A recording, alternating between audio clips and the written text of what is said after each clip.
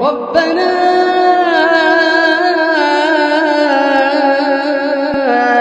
إنك تعلم ما نخفي وما نعلن وما يخفى على الله من شيء في الأرض ولا في السماء.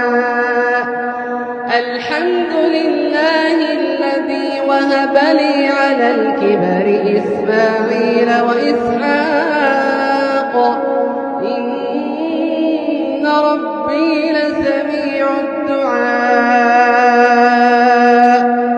رب اجعلني مقيم الصلاة ومن ذريتي ربنا وتقبل دعاء.